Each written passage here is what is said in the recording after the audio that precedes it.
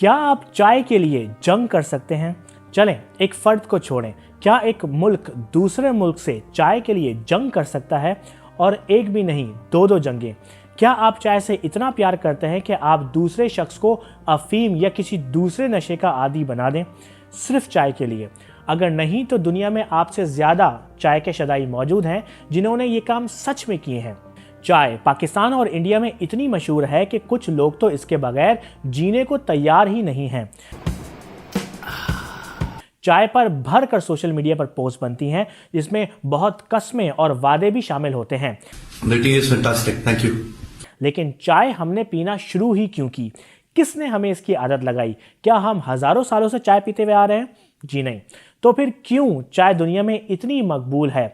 और ये कौन सा मुल्क है जिसने चाय के लिए दो जंगें लड़ी हैं?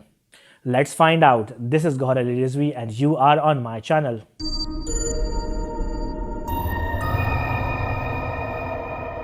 जब हम अपनी चाय की बात करते हैं तो मेनली इसमें पत्ती होती है जिसको एक खास पत्तों से तैयार किया जाता है जिसको कैमेलिया सिनेंसिस कहते हैं। इसमें दूध और चीनी डाली जाती है एंड वेला एक ऐसा टेस्ट बनता है जो दुनिया के लिए अरबों रुपए का बिजनेस है। और चाय सिर्फ घर में ही नहीं बनती, इवन ऑफिस में चाय का सामान रखा जाता है। और अगर ऐसा नहीं है तो ऑफिस के नीचे कोई ना कोई ढाबा मिल ही जाता है चाय के लिए। दोस्तों को एक दूसरे के साथ गप्पे मारने हैं तो चाय पीने चलते हैं, मेहमान आए हैं तो चाय बना दो जल्दी से, रिश्ते होते हैं तो लड़की के हाथ की चाय पिलाई जाती है, मुहावरों तक में चाय पानी या हमें तो चाय तक नहीं पूछी जैसे अल्फाज इस्तेमाल होते हैं। कमाल की बात यह है कि इस मशरूब की जो आज अहमियत है वो सिर्फ 100 से 150 साल पहले नहीं थी हमारे लिए, बल्कि लोग तो चाय को जानते तक नहीं थे।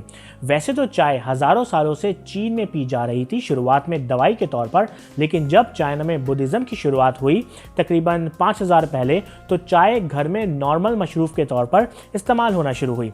और हम सब जानते हैं कि चाइना सिल्क रोड से ट्रेड करता था तो तिजारत के साथ साथ चाय को भी फ़रोग मिला, लेकिन बरे सगीर में चाय को फिर भी कोई नहीं जानता था। बरे सगीर से मेरी मुराद आज का पाकिस्तान, इंडिया, बांग्लादेश, श्रीलंका वगैरह हैं। एनीवेज, दुनिया में हिंदुस्तानी मसाले और हाथी दांत मशहूर थे जो इंडिया से फ़रोख्त किए जाते थे, लेकिन चाइना पोर्सिलीन, उसके अपने मसाले और चाय की तिजारत करता था। जब चाय यूरोपीय ममालिक पहुंची तो उनको बहुत ही पसंद आई। डच लोगों को तो इतनी चाय पसंद आई कि उन्होंने अपनी बड़ी बड़ी शिप्स भेजकर जावा आइलैंड में मुसलसल पड़ाव कर लिया ताकि चाय की एक्सपोर्ट को आसानी से कर सकें। नाउ जावा आइलैंड तो इंडोनेशिया में है, तो सवाल यहाँ ये आता है कि डच ने चाइना में क्यों अपना पड़ाव नहीं डाला? वो इसलिए कि चाइनीज़ को यूरोपीय ममालिक पर भरोसा बिल्कुल भी नहीं था। उनकी तहजीब, रवायात अलग थी और वो नहीं चाहते थे कि कोई दूसरा मुल्क उनके यहाँ कदम भी रखे। इसलिए चाय कैसे उगती है, चाय का पौधा कैसा होता है, कैसे काश्त की जाती है वगैरह वगैरह सिर्फ चाइनीज़ को ही पता था। और चाइनीज़ बिल्कुल भी किसी को भनक भी नहीं पड़ने देते थे कि इस प्रोडक्ट के हवाले से। इवन के कंडीशंस ऐसी थी कि चीन में सिर्फ चंद ही लोकेशंस थी जहां बाहर से आने वाली कश्तियां और जहाज़ों को पड़ाव की इजाज़त थी। एनीवेज, सो डच लोग चाय चीन से खरीदते थे और फिर उसको यूरोप में एक्सपोर्ट करते थे। वहाँ से चाय फ्रांस, जर्मनी, स्कैंडिनेविया तक फैल गई। डच लोगों ने चाय रोज़ाना पीना शुरू कर दी और यूरोप में लोगों ने फिर चाय में दूध भी डालना शुरू कर दिया।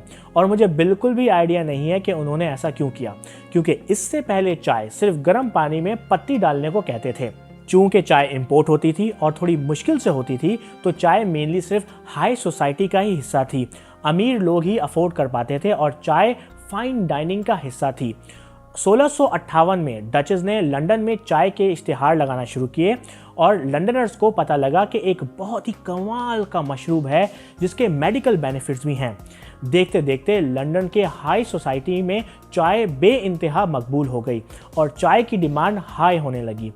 इंग्लिश लोगों ने चाय में चीनी भी डालना शुरू कर दी थोड़े बेटर टेस्ट के लिए, और अब चाय बिल्कुल वैसे ही बन रही थी जैसे कि आप पीते हैं, पानी, पत्ती, दूध, शक्कर। 17वीं सदी के आखिर में इंग्लैंड के प्रिंस चार्ल्स II की शादी पुर्तगाली शहजादी कैथरीन से हुई। कैथरीन चाय की एक बहुत ही बड़ी दीवानी थी और इस शहजादी ने चाय की मंजिल ही बदल दी। लोग शहजादी को बहुत पसंद करते थे और शहजादी हर पार्टी गैदरिंग में चाय ज़रूर रखवाती थी। इससे हुआ ये कि इंग्लैंड में चाय बहुत ज़्यादा मकबूल होने लगी और पहली बार टी टाइम का आगाज़ हुआ। ख़वातीन एक साथ बैठती थी, चाय की चुस्कियाँ लेती थी और उस वक्त को टी टाइम कहती थी और यही टी टाइम हमें क्रिकेट में भी आज नज़र आता है। नाउ यहाँ से प्रॉब्लम का आगाज़ होता है। चाय की डिमांड इंग्लैंड में बढ़ती ही जा रही थी तो इंग्लैंड ने फैसला किया कि वो खुद चाइना से डायरेक्ट चाय खरीदेगा। लेकिन डच पहले से ही इतने पावरफुल हो गए थे इस इलाके में कि उन्होंने इंग्लैंड को डायरेक्ट चाइना से बिजनेस नहीं करने दिया। तो इंग्लैंड ने बजाय चाइना के करीब पड़ाव डालने के इंडिया में पड़ाव डाला और वहाँ एक कंपनी स्टार्ट की जिसका नाम था east India company. By the way, east India company सिर्फ चाय लेने इंडिया नहीं आई थी बल्कि वो इंडिया के मसालों और हाथी दांत में भी बहुत दिलचस्पी रखती थी। इंडिया में जहांगीर बादशाह ने उन्हें अलाउ किया कि वो अपनी कंपनीज यहाँ खोलें और तिजारत करें, जबकि चाइना ने इन फरंगियों को दूर रखा और चीनी ज़मीन पर बिल्कुल भी तिजारत करने नहीं दी। यहाँ एक बहुत अहम बात बताता चलूँ कि चीनी चाय के एवज चांदी लेते थे, यानी अगर किसी को चीन से कुछ खरीदना होता था तो सोने या चांदी में डील हुआ करती थी। और इंग्लैंड ने उस दौरान इतने ममालिक में अपनी टांगें अड़ा रखी थी कि इंग्लैंड के पास चांदी खत्म हो रहा था, जबकि चाय की डिमांड बढ़े पे बढ़े जा रही थी। इंग्लिश लोग ऑलरेडी दिवालिया हो रहे थे और चीन उन्हें चाय तक रसाई नहीं दे रहा था, तो उन्होंने फिर एक घिनौना प्लान बनाया कि वो चाइना में अफीम सप्लाई करेंगे और बजाय चाय के बदले चांदी के वो चाय के बदले अफीम देंगे। कुछ ही अरसे में चीनियों की आदत पक्की होने लगी अफीम की और डिमांड भी, तो अफीम की कीमत भी बढ़ने लगी। अब चीन सिर्फ चाय ही इंग्लैंड को नहीं बेच रहा था बल्कि अफीम खरीदकर चांदी वापस भी कर रहा था। जब चाइना की हुकूमत को पता लगा तो चाइना की जंग हुई 2 बार इंग्लैंड से, जिसको अफीमी जंगों का नाम दिया जाता है। जी हाँ, चाय के चक्कर में जंग हुई। एनीवेज, जंग की डिटेल में नहीं जाऊंगा। स्टिल इंग्लैंड को चाय फिर भी उतनी तादाद में नहीं मिल रही थी जितनी उन्हें चाहिए थी, तो उन्होंने एक नया प्लान बनाया। एक अंग्रेज चीनी भेस में चाइना में घुसा, उनके तौर तरीके सीखे और फिर चाय के खेतों में काम करना शुरू किया और जितना सीख सका उतना सीखा। उसे अंदाज़ा हुआ कि चाइना की चाय पैदा करने के लिए कम दर्जे हरारत और ऊंचे मुकाम की ज़रूरत होती है और इसी वजह से अंग्रेज़ों से चाय नहीं उग पा रही थी कहीं भी। कुछ ही अरसे में उसने बहुत से चाय के पौधे, किताबें, चाय के बीज और तौर तरीके और साथ में तकरीबन 5 दर्जन से ज़्यादा चीनी काश्तकारों को इंडिया ले आया और फिर इंडिया में चाय की काश्तकारी शुरू की गई। सिर्फ 50 सालों में इंग्लैंड ने चाय की सप्लाई को काबू में कर लिया था और फिर 1900 की सदी तक भरकर चाय की तिजारत की इंडिया से यूरोप की तरफ। और अभी तक बड़े सगीर में चाय आम नहीं थी, तो अंग्रेज़ों ने सोचा कि क्यों ना इन लोगों को भी चाय का आदी बनाया जाए और चाय बेची जाए। तो उन्होंने बस और रेलवे स्टेशन पर ढाबे खोले और जगह जगह चाय बनाने के तरीके पढ़ाए जाने लगे और ये भी मार्केट किया कि चाय बहुत ही हेल्दी होती है और इसके मेडिकल फ़वाइद होते हैं। और तो और अंग्रेज़ों ने चाय की आदत लगाने के लिए मुफ्त चाय पिलाना शुरू कर दी।